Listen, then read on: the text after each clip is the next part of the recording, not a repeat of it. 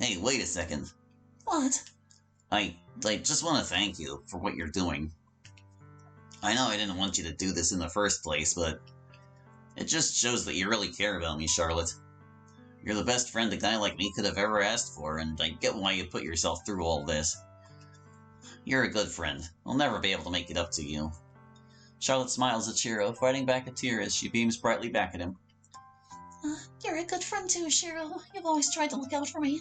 You've been one of my best friends for all these years, and I wouldn't have traded you for anyone else.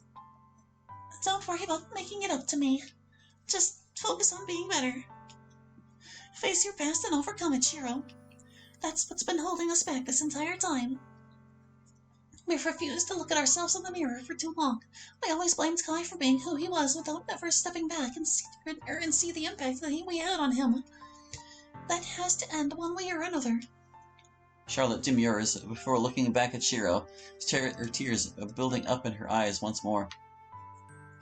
I'm pretty sure there's an E in demurs. I don't remember what demure means. Oh well. Look, everything I ever wanted. Everything I hoped to achieve. Look, comma, everything I ever wanted. I think that's all been decided already. What I should choose to keep, what I should choose to throw away. I've asked God these questions countless times, and I've gotten the same answer over and over again, so there's no mistake about it. At this point, who am I to back out or make a different decision? I've committed to this. Whatever happens today will happen for a reason. It's all God's plan for us. I have my own battles. I think it's too early for me to say whether I'll win mine, but I know you'll succeed. She croaks out. Without another word, Shiro embraces Charlotte tightly. Tears crawl down Charlotte's face as she closes her eyes and returns the embrace. Charlotte and Shiro withdraw from their embrace after some time. She then curiously looks up at the rooftop behind Shiro. Huh. It all makes sense now. Come again? What are you looking at? Shiro looks up towards the rooftop with Charlotte, but sees nothing.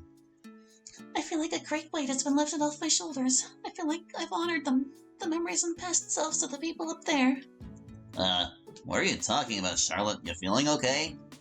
I'm not seeing anyone unless I really need to get a new prescription. There's no need for alarm, Shiro. I don't think I could explain it if I tried. Maybe I'll understand it one day. Let's just head on in. We have a big day ahead of us. If you say so. Charlotte turns on her heel and walks towards the front doors. Shiro bemusingly follows behind, but not before taking one last glance at the rooftop before shaking his head and writing off the experience.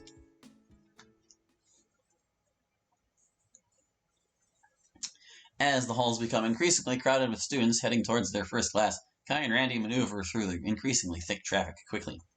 They push their way through the crowd, not paying any mind as to who they're shoving aside. Once the majority of the students in the hallway realize who is coming through, they part out of the way, allowing Kai and Randy to stride through undisturbed. After enduring several dirty looks and averted gazes by their fellow students, which they simply return a nasty glare back at them, they finally reach their destination at the end of the hallway. Kai and Randy stop at a row of lockers a short distance away from a classroom. Here we are, Kai says as he points down the hallway. That's where your special friend is? Indeed, she's the best forger I know. Forger? Why do we need a forger? Oh, you'll see. Without warning, the door in front of them bursts open. A short girl with flowing blonde hair angrily stomps out of the room, with another student following closely. Jesus, Valerie, will you just stop for a second? Valerie stops herself in her tracks and angrily glares back at Connor. You didn't have to roast Ashley like that. Crying out loud, she's only a first year. Exactly why. If Ashley wants to be a cross-examiner, she has to be able to hold up under pressure. God, she's completely useless. Come on, she's new to this. We don't have to be so harsh. I was completely justified in what I said, Connor. Look, could you at least take 5 and let me talk to her? It doesn't matter now. The morning bell is about to ring, she says as she checks her phone.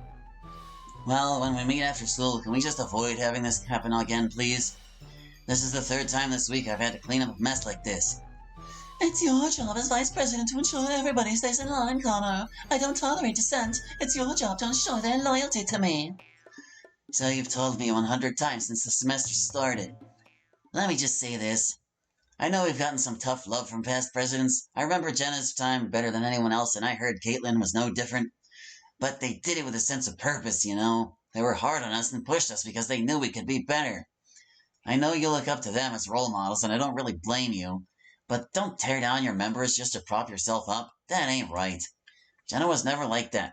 I don't know what Caitlin was like before she joined student council, but even then you could understand what she was trying to get at. The point is, they cared about what making us better. Their messages might have been coarse sometimes, but it came from the heart. I know you care about them too, in your own way. Valerie sighs. I do, but I'll do it my way, and I trust that you'll support me. I'll have your back, but please consider changing your approach. That's all I ask. Fine, I'll consider. Let's just go. The pair begin walking down the hallway before Kai steps out and holds out his hand to stop them. Easy there, master debaters. I need to talk to you for a second. Randy steps out and joins Kai by his side. Connolly, Ratcliffe, how have you been? I was hoping I wouldn't have to see you again. Well, I wouldn't be coming to you if it wasn't important. I'd like to speak to you in private. Mind if I ask what for? None of your business, Robinson. Which reminds me, don't you have something to find? Connor simply glares at Kai before turning to Valerie. Valerie nods at Connor. Just don't do anything stupid, he says as he turns around and heads back to the classroom. Once Connor is out of earshot, Valerie angrily glares at Kai as they walk to the side of the hallway out of the way of traffic. I thought we agreed we wouldn't be seeing each other again. I intended to honor that agreement. However, I'm in need of your assistance again. This matter is quite time-sensitive, so I'll just cut to the chase. I need to destroy Charlotte Webb, just like we did with Shira Robillard. Why her? She has leverage over me and should she leak it to the principal or a student body, things could end quite badly for me. How exactly is this my problem? What do I get out of this? It might not be your personal problem, but I do think you'll enjoy having a personal angle again. Go on. Charlotte is a good friend to your old rival, Monica Reynolds. I know how much you two hate each other. I think you'd enjoy another opportunity to knock her down a peg. I would, but understand that this is the last time I'll help you with something like this. Fair enough. So what exactly are we thinking? Do I need to brush off my intimate side again? You will. However, this time you won't be masquerading as Shiro. You'll be pretending to be Michael Harrington. Randy takes a step back in shock. Whoa, time out. Why him? We already dealt with him. He's a settled case. Kai lets out a sigh. It makes sense to use him since we know Charlotte talks to Michael. They have a prior association. Besides, Michael is new to the school, so nobody knows who he is. It wouldn't be hard to convince everyone in St. Salvato that Michael is just as much of a perv as Shiro. So we're just going to slander him? Basically, I mean, we did it with Shiro and it worked out just fine. He says as he glances over to Valerie, who simply looks away. But you told me that fanfiction was his own original work and we were just exposing him. I'll admit we might have changed a word or two, but that fanfiction was very much real. Anyways, that's in the past, but this is essentially what we're going to be doing in order to take down Charlotte. Michael will take the blame. If that's what you want, fine. But I need something he wrote, not to mention time to get his handwriting down. Do you think you can get it to me by lunch? I probably can. Just depends on how fast you can get me an example of his handwriting.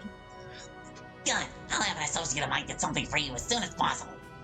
So our poem is really going to do the trick this time? No, I was actually thinking of taking it up a notch. Now, Valerie, correct me if I'm wrong, but you have gym with Charlotte, right? Valerie takes a moment to think to herself. We have different teachers, but yes, we both have gym at the same time. Worked out just as well. I want to portray Michael as an absolute disgusting pervert. Worse than Jiro. I want you to take some compromising photos of Charlotte. Valerie takes a step back from Kai. Have you finally gone insane?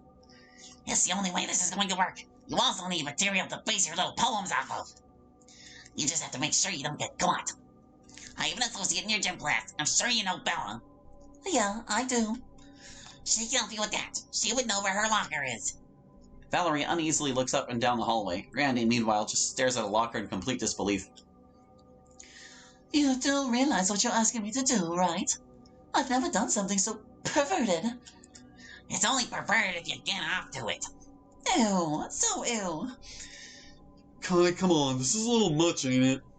Why don't we just stage her to have some sort of accident, like we push her down the stairs or something? Save another question. I'm not trying to kill her there. Well, then at least consider using someone else as the fall guy. Why not Chester? That bastard's always giving us problems. We can kill two birds with one stone. People know Chester, and nobody would believe he would have pulled something like this. Michael is the best candidate. He's a blank slate, and it'll be easy to paint the picture we want. Unless you have someone else in mind. Randy thinks to himself for a minute before shaking his head. Then Michael is our lucky winner. End of discussion. Fine. Kai looks back at Valerie. Valerie lets out a sigh. If this is what you really want, It is. fine. This is the last time I'm helping you. I mean it. I understand. I have gym for my second period, so the sooner you send me an example of this guy's handwriting, the better. I'll do my best to have it ready by your lunch. Thank you, Valerie. Yeah, whatever. You better not let this come back to bite me. It won't. It didn't the first time either, remember? Valerie sighs and takes her leave of Kai and Randy. Once she's out of earshot, Kai turns back to Randy. This can be one word. You're not having second thoughts about this, are you? What, me? Come on, man. I've always been your rock. I'm here to back you up when nobody else will. I'm just trying to think of better ways to help, that's all. I just don't want to be known as the silent big guy. Well, once Charlotte's been dealt with, our plans will be back on track. I'll be more than happy to let you play out your own schemes. That'd be great. He says with a warm smile, however it quickly dissipates. Is there something else, Randy? Yeah, I just don't get why Michael of all people. I didn't mind putting a good scare into him so he knew where his place was, but I don't see the use in destroying him, especially going this extreme on someone like him. It's simple. He's expendable and it's necessary. I don't have any ill will toward him. He's our only option for pulling this off. It just feels wrong. Don't be throwing a conscience on me now. Look, what we do is sometimes messy and unfortunate. I wish we could have done it differently, and I recognize we're in this position because of me. But if we don't do it this way, then we're going to lose everything we built. You don't want that, do you? No, but Then trust me to do the right thing and play your part. If things line up, this will all be over soon, Randy. I promise you. Randy and Kai stare back at each other for a solid half-minute before Randy lets out a sigh. all right, you're the boss. Exactly. Come on now, we're burning daylight. Kai begins walking off down the hallway. Randy stares back for a few moments before shaking his head and running off to catch up with Kai. The school bell rings, signifying the start of the next period. Students begin to pour into the locker room to change into their gym uniforms. However, a few students linger around the room waiting for their friends. In one particular case, waiting for her contact. Valerie slowly paces the back of the locker room, clutching her phone tightly to her chest. God, I can't believe I'm even doing this. She thought to herself. This is the most disgusting thing ever. What the hell has gotten into Kai this time? Where does he even come up with these ideas? I should have stood my ground and told him no, but the prospect of hurting Monica is just too good to pass up. I've been meaning to pay that traitor's bitch back for deserting my club. Seeing the look on her face when she sees what happens to Charlotte will make this worth it. Valerie wipes the sweat from her brow. Whether it was from the general humidity of the room or her nerves, she really couldn't tell. After about a good minute of waiting around, a few people who were in her row finally change and head out to the gymnasium. As the people in her row leave, another person walks into Valerie's row, locking eyes with her. Annabelle. Just call me Bella. Right, is Charlotte here?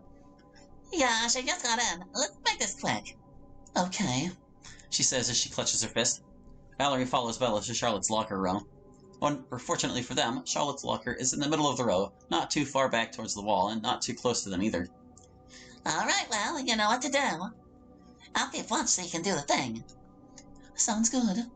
Bella walks a few rows down where most of the students are still changing. She stands in the middle of the hallway, blocking any potential view of Valerie. Valerie stares down at the row at Charlotte, who had just unlocked her locker and is beginning to store her things. Valerie sighs as unlocks her phone and pulls up her camera as she unlocks her phone.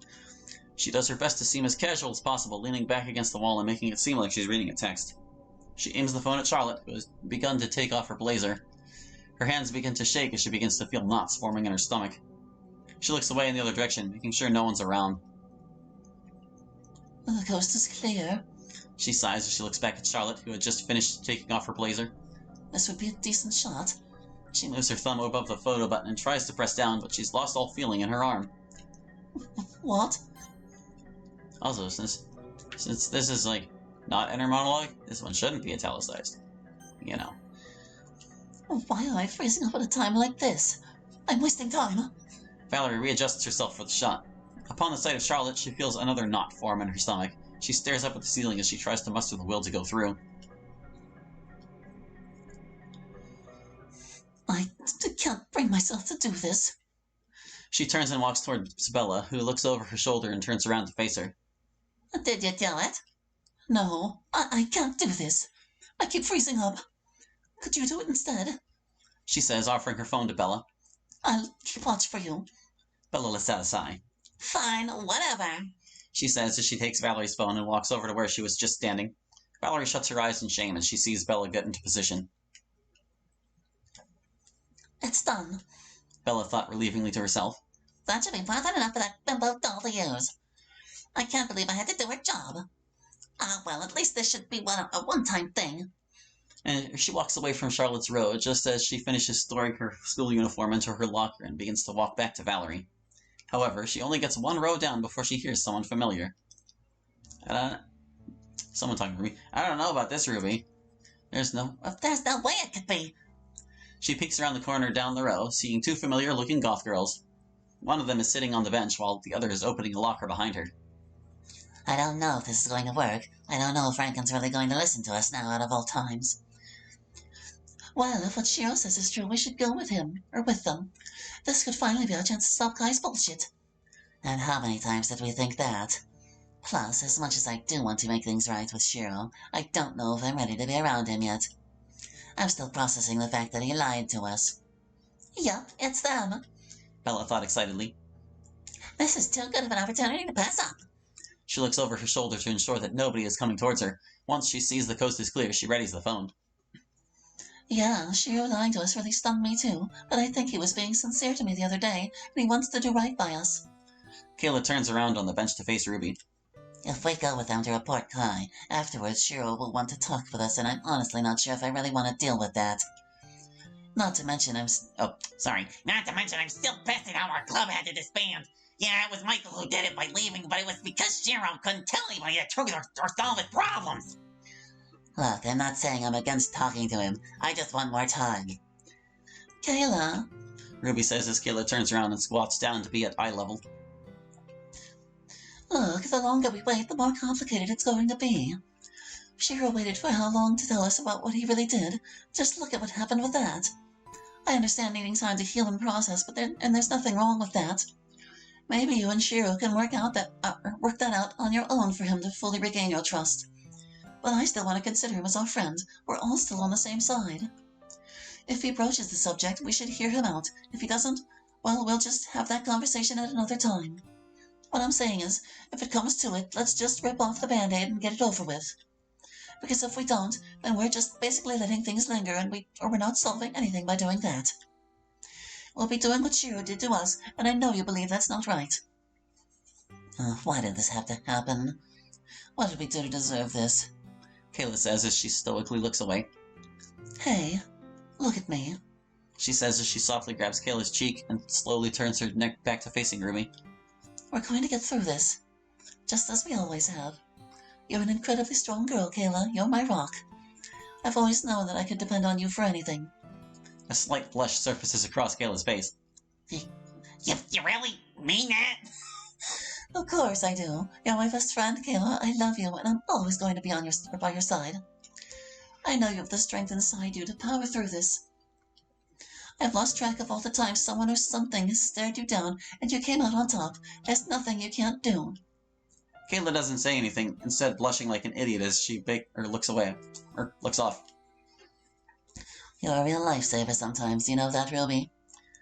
Somehow, you always find a way to cheer me up. It's what God put me on this earth to do. And there's no other person I would want to face all this within you. She says with a heartfelt smile. You're so sweet. I know. Come on, let's get ready or we're going to be late.